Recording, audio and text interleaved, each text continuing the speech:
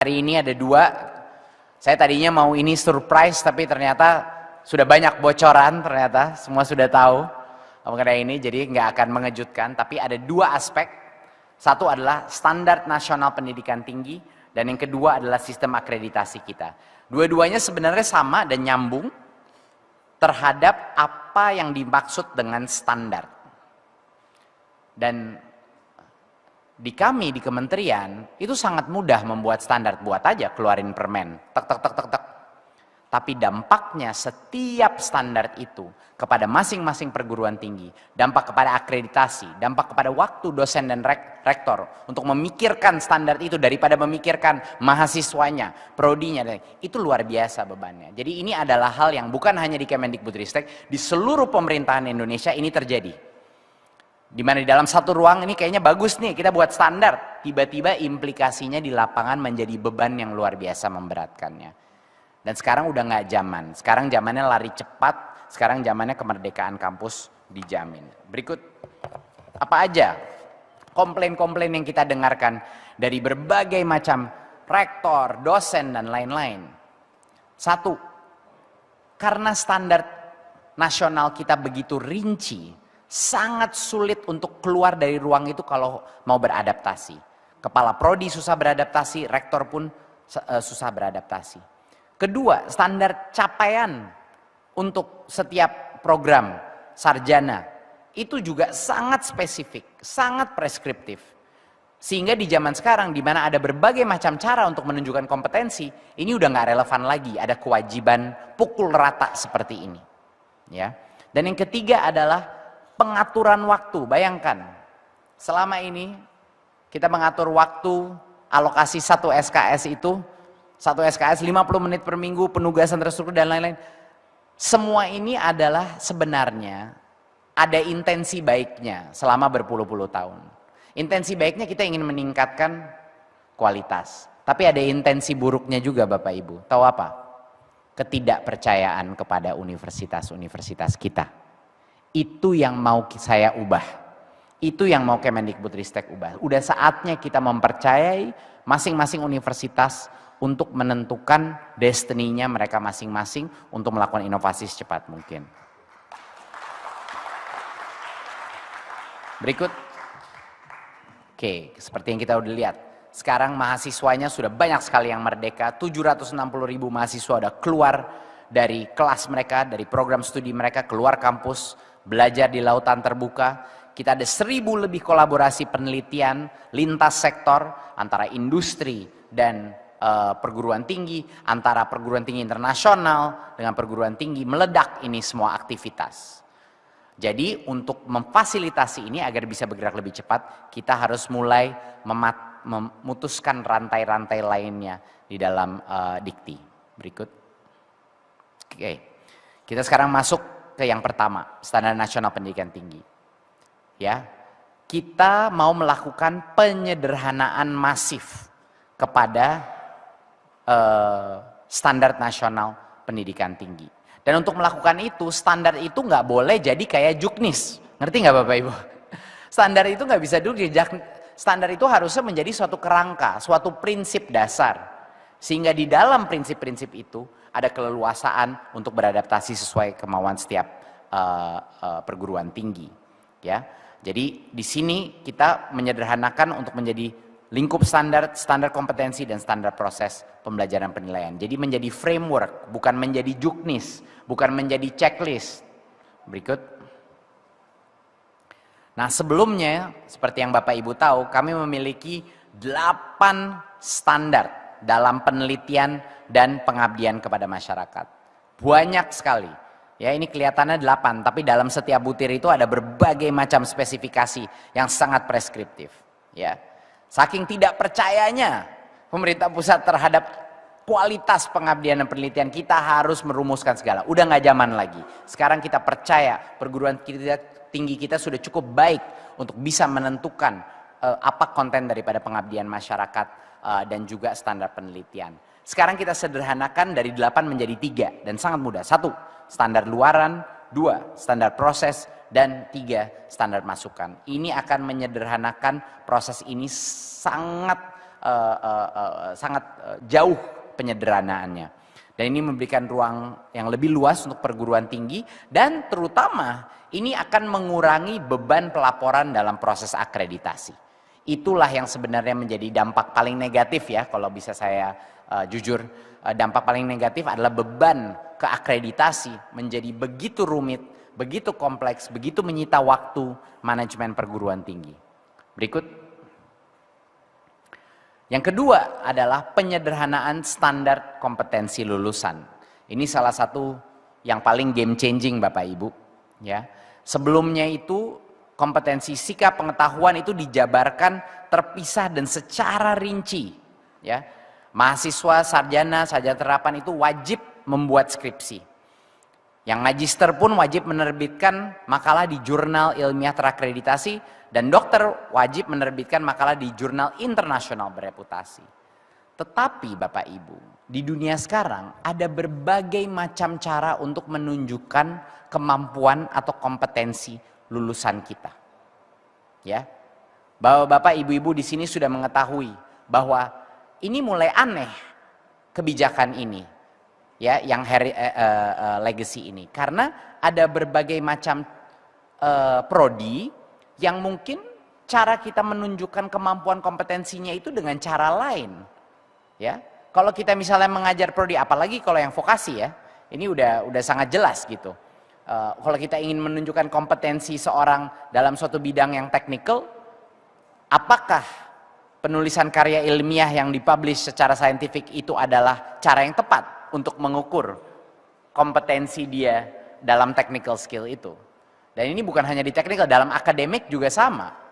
Apakah yang mau kita tes adalah kemampuan misalnya untuk orang yang melakukan konservasi atau prodi dalam konservasi lingkungan? Apakah yang mau kita tes itu adalah kemampuan dia menulis suatu skripsi ya secara saintifik, atau yang mau kita tes adalah kemampuan dia mengimplementasi proyek di lapangan?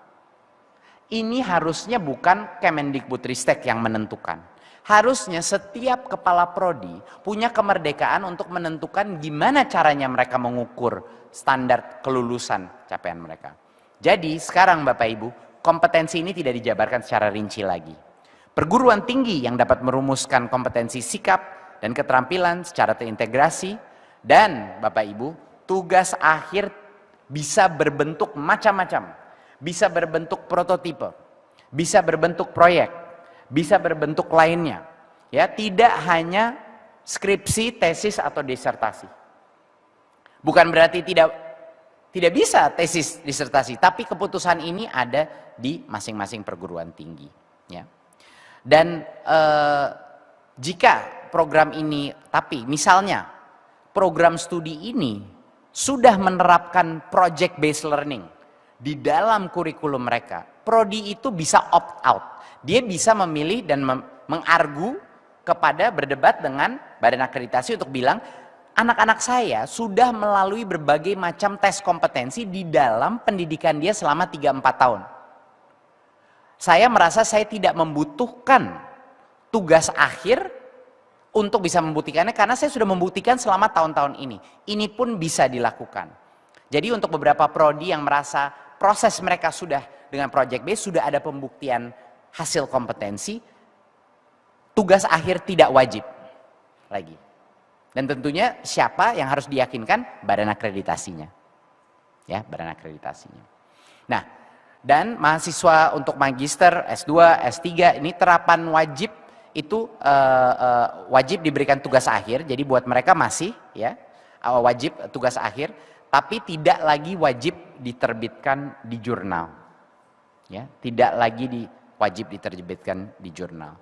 Jadi ini benar-benar transformasi yang cukup radikal, cukup besar, di mana kami memberikan kepercayaan kembali kepada setiap kepala prodi, kepercayaan kembali kepada dekan-dekan dan kepala departemen untuk menentukan, oke, mungkin bidang saya yang berkembang begitu cepat dengan teknologi, dengan evolusi industri, mungkin ada cara-cara lain untuk membuktikan hasil lulusan saya yang tidak akan membebankan mahasiswa saya tanpa alasan.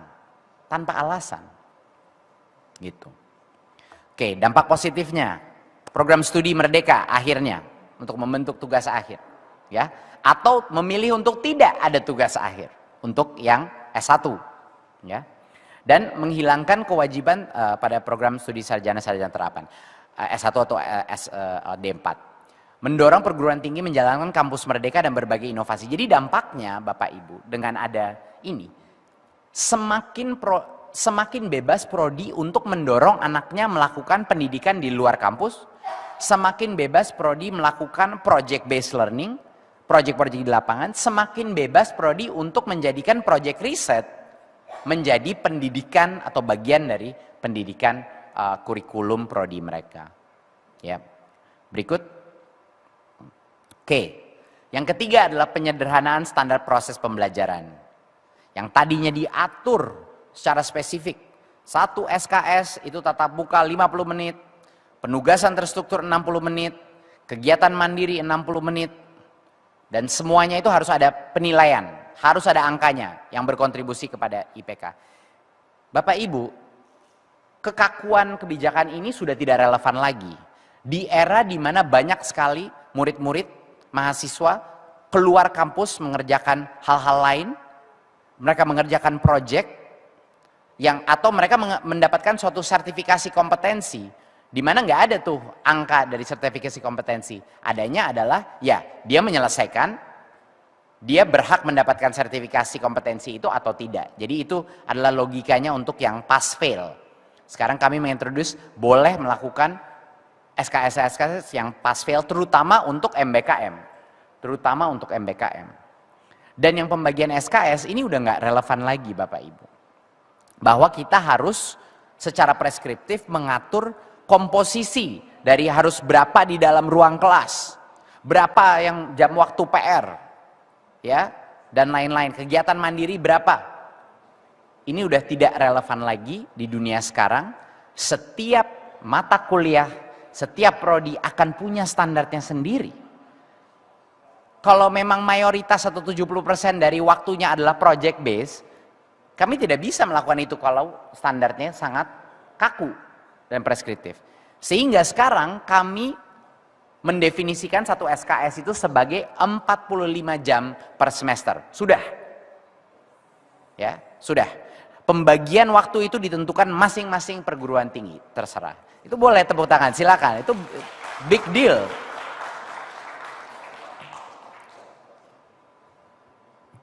Penilaian dan mata kuliah sekarang juga tidak bisa berbentuk pass fail, lulus atau tidak lulus. Ini memberikan fleksibilitas yang sangat besar untuk kepala prodi untuk mengadakan berbagai macam aktivitas yang sangat sulit melakukan. Misalnya MBKM, mereka bermitra dengan satu industri untuk satu semester ada pelatihan tertentu.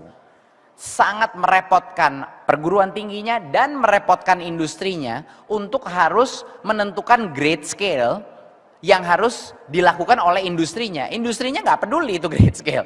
Industrinya cuma mau ini anak pas apa tidak gitu. Dia udah cukup nggak menguasai kompetensi itu atau tidak. Jadi itu sebenarnya contoh-contoh yang memberikan fleksibilitas untuk kemitraan dan nggak merepotkan dosen, nggak merepotkan industri untuk pindah. Ya. Jadi ini kira-kira menjadi suatu inovasi yang merendahkan beban juga. Jadi ini tidak memaksakan penilaian indeks prestasi. Bapak Ibu pass fail itu artinya tidak masuk ke dalam IPK ya. Klarifikasi. Pass fail itu artinya tidak masuk, jadi dapat SKS-nya tapi tidak berdampak kepada IPK. Berikut. Jadi ini poinnya adalah semua inovasi yang kita mau, semua ekspektasi dikti untuk perguruan tinggi maju hanya bisa dilakukan kalau dikti pun rantai-rantainya lepas, benar-benar membuka ruang gerak. Dan itu adalah harapan kita dengan penyederhanaan standar nasional pendidikan tinggi. Berikut, sekarang kita pindah ke aspek favorit kita semua Bapak Ibu, akreditasi. Oke. Saya sekedar mengingatkan dulu, kita episode kedua Merdeka Belajar, mungkin di sini ada yang ingat, ada yang lupa ya. Tapi kita telah melakukan dulu itu sudah langkah pertama. Hari ini langkah kedua. Ya, langkah pertamanya adalah hanya mengingatkan Akreditasi diperbarui secara otomatis, jadi bebannya berkurang, nggak dipaksa terus. Reakreditasi bersifat sukarela bagi program studi yang sudah siap. Dan reakreditasi bisa dilakukan kapan saja kalau ada penurunan kualitas yang keluar di radarnya Dikti. Dan juga kalau sudah mendapatkan akreditasi internasional, tidak perlu menjalankan akreditasi internasional. Ini yang sudah terjalan selama 2-3 tahun, ya. 2-3 tahun ini sudah berjalan. Nah, sekarang kita selesaikan penyederhanaan ini. Berikut. Oke. Apa saja transformasi di bidang akreditasi sekarang? Yang pertama, sebelumnya itu akreditasi yang sekarang dijalankan itu memiliki berbagai status. Bisa tidak terakreditasi, bisa baik sekali, atau unggul. Ya. Biaya akreditasi tersebut itu dibebankan kepada masing-masing perguruan tinggi. Dan akreditasi itu dilakukan masing-masing program studi. Masing-masing program studi. Sekarang kita akan memindahkan, menyederhanakan, dan membuat ini jauh lebih simpel. Di mana status akreditasinya kita sederhanakan, pemerintah yang akhirnya akan menanggung biaya akreditasi wajib, dan pengumpulan proses akreditasi di tingkat departemen. Ini saya akan jelaskan ya, kira-kira seperti apa mekanismenya, oke? Udah seneng nih kayaknya semuanya. Alhamdulillah, baik. Berikut. Oke. Nah, sebelumnya kan kita udah tahu ada 4 level akreditasi seperti ini. Nah, ini sekarang akan berubah. Oke. Akreditasi wajib perguruan tinggi hanya ada 2 status. Tidak terakreditasi atau terakreditasi. Sudah.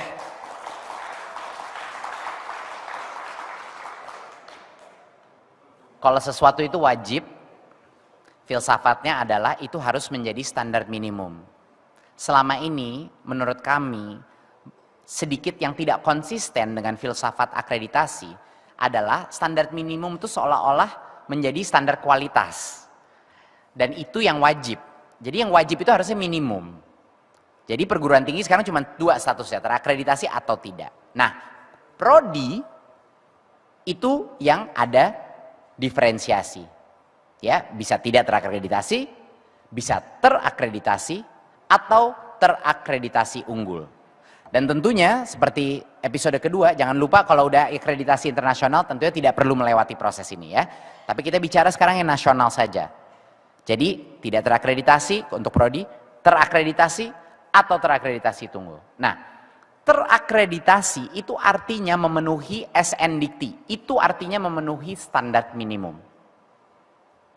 Akreditasi untuk akreditasi minimum ini yaitu terakreditasi ini yang nantinya dibayar oleh pemerintah. Ya. Status terakreditasi unggul itu didapatkan oleh LAM dan ini voluntary, ini tidak wajib. Jadi setiap prodi yang mau mendapatkan akreditasi unggul, dia akan approach LAM, membahas proses, dan itu yang voluntary. Tentunya standar LAM itu lebih tinggi daripada standar SN Dikti, ya kan Bapak Ibu? Fair dong ya. Dan sekali lagi mengingatkan kalau sudah dapat akreditasi internasional yang di dalam daftar list kita di Dikti, ini tentunya proses ini tidak perlu khawatir ya. Jadi ini menjadi lebih jelas dan sederhana. Nah, berikut apa implikasinya ini? Nah, implikasinya kepada biaya Bapak Ibu ya. Sekarang ini berubah. Status akreditasi wajib, oke, status akreditasi bersifat wajib, tapi unggul tidak wajib ya. Akreditasi wajib, unggul tidak wajib. Dan yang wajib ditanggung full oleh pemerintah.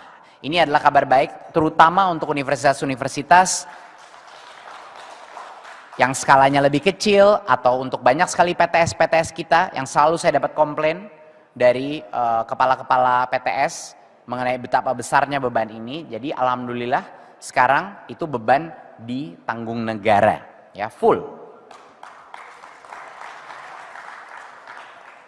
Dan tapi perguruan tinggi yang menginginkan status unggul dari LAM harus bayar sendiri.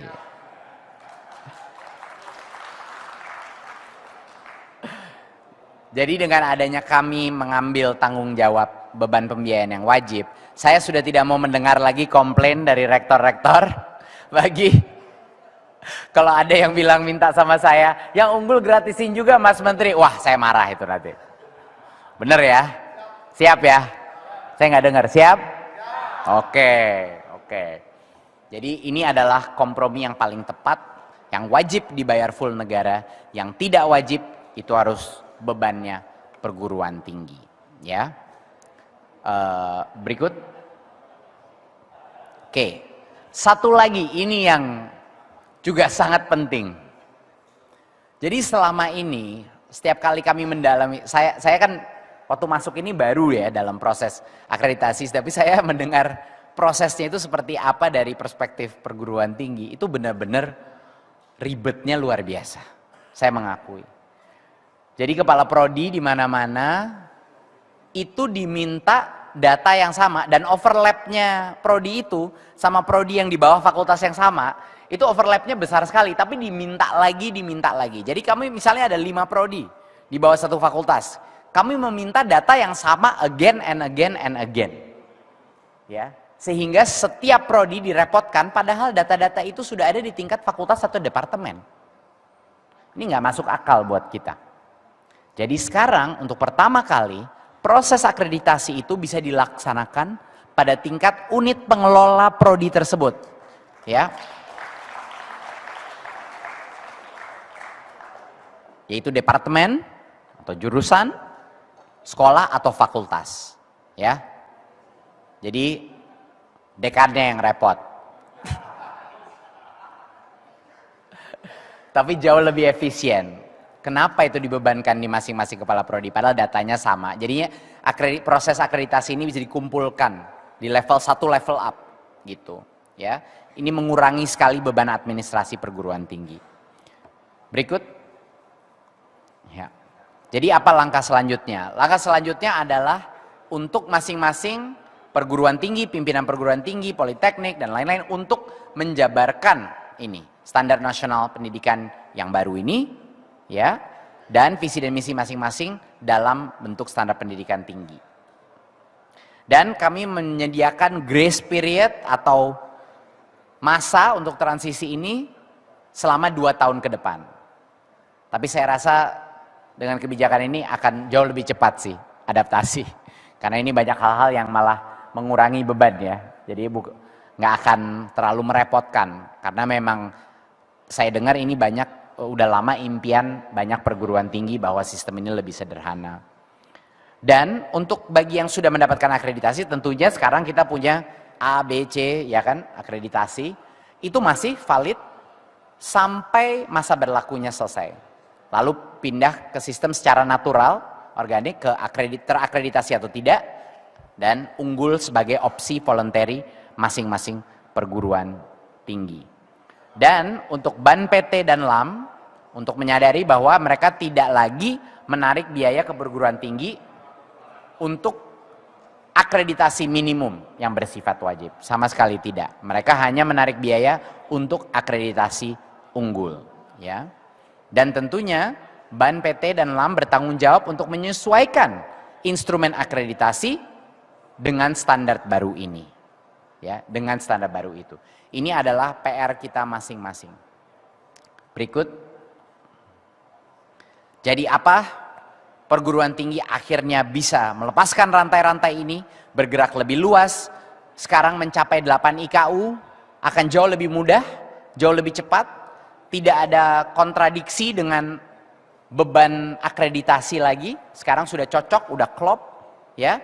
Beban finansial daripada perguruan tinggi menurun, terutama untuk perguruan tinggi yang tidak mampu untuk selalu mengakreditasi setiap prodinya dengan biaya yang sangat tinggi karena ditanggung negara. Dan lebih penting lagi menurut saya dari beban finansial, beban administrasi. Karena Bapak Ibu, beban administrasi itu bukan cuma di pimpinan perguruan tinggi, ujung-ujungnya didelegasikan ke dosen-dosen, ya nggak?